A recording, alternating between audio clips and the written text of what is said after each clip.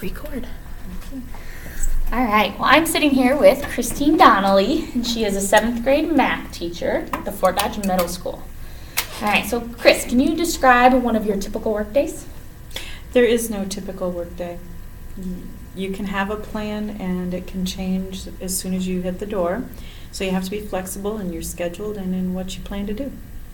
All right. What skills are required in your position on a day-to-day basis? A whole lot more than just teaching. You have to be a cheerleader for some kids and encourage them. For other kids, you have to be their mother. For other people, you have to be their nurse.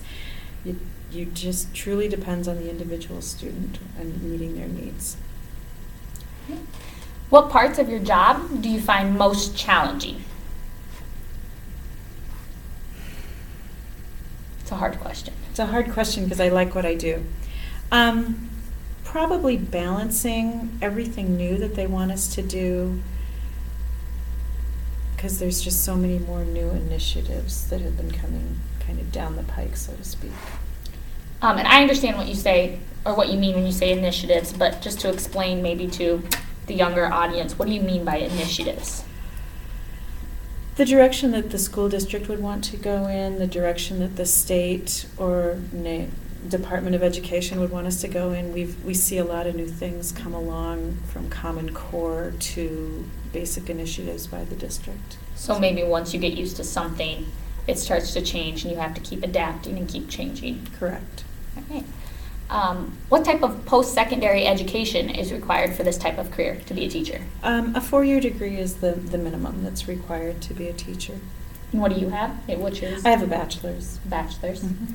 And for the different levels, I mean, I know there's elementary to high school. Do you know exactly what's required for what? I really only just know elementary and middle school. I don't know much about the secondary endorsements, but I'm endorsed to be K through 8. I'm on an old license because I've taught for quite a while, and I can do anything K through 8 except for PE, art, and music. So to be a teacher, you need to have a bachelor's degree and then apply for the teaching license. Correct. You have to have the licensure. All right. What do you find most enjoyable about your job teaching? The kids. Being with the kids every day. That's why I come. Awesome. Are there any negatives to your job? Discipline. The child that really refuses to work would probably be the hardest for me. How many hours a week do you work in a typical, or how many hours do you work in a typical week? I have never counted it all. It depends on the week. If I've assigned a lot of things that need correcting, I can spend 3 to 4 hours at home correcting. When I start to head towards the 4th hour, I make a lot of mistakes checking because it's been a long day. But if you add all that together with getting ready for the next day's lesson, quite a few. So you might not More have than 40. More than 40 hours a week. So a lot of the work you take home with you. Correct. Which seasons of the year are the toughest in your job? Sometime after Valentine's Day until the weather starts to get warm, I think is the hardest time for students to really want. They're getting tired of being cooped up. They want to get outside, and it's just not quite here yet, and they're ready to go. How important are people skills in your line of work? Extremely important, because you have to get along with coworkers, administration, parents, and of course the students.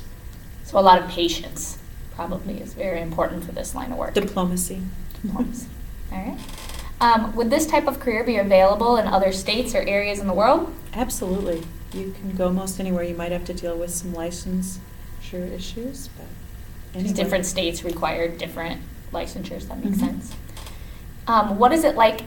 Oh, no, not that question. What advice would you give to someone who is looking at pursuing this type of career? Maybe if they're younger, what would you want to tell them? Learn as much as you can learn, because even if you're teaching one subject, you have to be ready to take care of anything. All right. Well, thank you so much for doing this interview. Thank you.